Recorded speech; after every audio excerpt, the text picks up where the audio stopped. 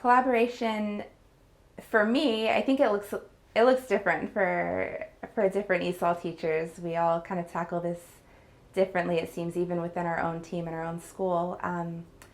I collaborate with the ESOL team. We like to bounce ideas off of each other, especially teachers who are near, I have third grade. I love to talk to the second grade and the fourth grade teachers, the second and fourth grade ESOL teachers, because we're working with a similar age group of students, and some of the ideas and activities that one of us would create would easily be slightly modified and work great for our own grade. I regularly and most often collaborate with my ESOL team. So within my ESOL team, I have a teacher on my team who teaches the exact same classes I do. So we collaborate almost every single day because we're teaching the same class. We are often two halves of a whole brain, and we work together to collaborate. Then we have two more teachers who are teaching the 11th and 12th grade ESOL classes. So we're regularly brainstorming things together. So when I'm collaborating with my ESOL colleagues, I find that it's really great to just come to them with an unprepared lesson or just a piece of a lesson and just ask questions. What kind of visual would you use for this word when it's just pieces of lessons I'm trying to put together? Or what language objective would you choose in this situation? What do you think would be the most effective way to sort of direct this lesson?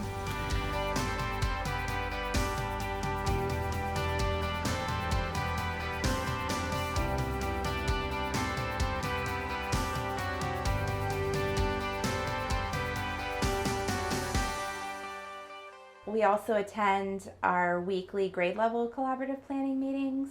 So I go to third grade. I like to, they kind of share what's coming up in their own curriculum. And then I tend to pull based on what they say. And then I also look at the curriculum. I will pull a set of vocabulary words that I'll be working with based on, I try to pick tier 2 vocabulary that might bridge across different content areas based on what they say is coming up.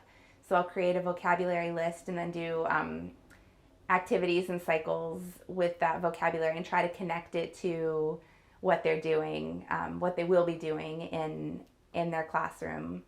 I try to work a little bit ahead of them, so going to those collaborative planning meetings and communicating with them to know not what they're doing right now, but what's coming up means that I can front load vocabulary and build backgrounds, which makes it a little bit more engaging and meaningful for students. And then something else that I've been doing lately that I really love is helping them to differentiate their own resources that they'll be using with their students. So not my ESOL activities, but they'll show me something that they're creating to use in their whole group instruction, and I'll help them. I'll either make an alternate version that they can use with some of their newcomers or beginner levels, or show them how they could scale it up and create something that's more challenging for their higher level ESOL students. And it's been really fun. I really like that. But again, it requires good communication between you and the classroom teacher to be able to make that happen. So when I work with grade level colleagues, we're required to, but I love to attend the collaborative planning meetings and find out what they're planning to do with the curriculum that's coming up. A lot of times I like to focus my energy on the science and social studies curriculum because they're so language rich and the content's really interesting, so I enjoy teaching it a lot, or teaching the vocabulary associated with it. And when I can find those tier 2 vocabulary words that stretch across different contents, then I can pull in a language skill that's being taught in RELA, in Reading Language Arts. And so in that way, I try as much as I can to design my lessons to address at least a couple different content areas at a time. For math, I like to give students practice explaining their thinking process and justifying their answers and sequencing the steps of what they would do. Rather than teaching the math, I like to give them practice to explain their thinking, what they're doing, and also We look at vocabulary terms, we look at the language, and we also take apart word problems. Sometimes in ESOL, I'll say, hey, okay, it looks like, especially if there's a big test coming up, and the math teacher's like, we need to prepare the students to really do better on these word problems, then I'll create some word problems. So another way that I collaborate with content teachers is helping them, coming alongside them and helping to design or modify their lessons that they're planning to teach. So we'll look at which students in their class are at which language levels, and how can we differentiate this task that you're planning to give them, or the lesson design itself. How are you planning to teach it? Could we incorporate a little vocabulary front loading, or some more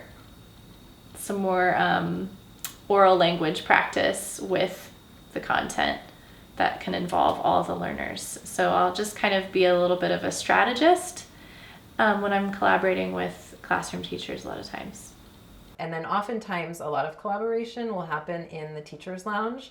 We often triage and talk about stuff in the teacher's lounge, and that's where you can ask questions. And some of our ideas of notice of like problems can just come up by a casual conversation in the teacher's lounge. So making yourself available to the teachers in your school to be able to ask you questions about ESOL students or language acquisition is a way that you can kind of get in and kind of gain maybe the trust of a teacher who is very uncomfortable with working with ESOL students, unfamiliar with how to help them, and feeling frustrated by changing demographics. That's a good way to get in, is by just making yourself seen and available in your school.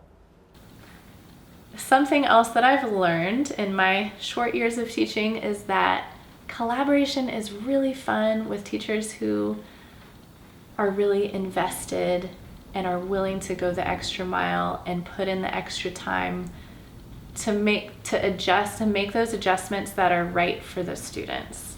Part of being a collaborative ESOL teacher colleague, not having been a classroom teacher myself, is learning how classroom teachers operate, what they're willing to do, what they're able to do, figuring out what's stressing them out in the classroom, and giving what I can give, and also only expecting so much of them, and then targeting my attention and focusing my time on spending that time with the teachers who have that time to give, and who are just as excited as I am about how could we do this better for our kids. Because you can design a professional development session for a whole staff a room full of teachers and not really reach anybody. But if you're having one-on-one conversations and you know exactly who you need to talk to about something, then you can really move fast and get a lot of exciting stuff done.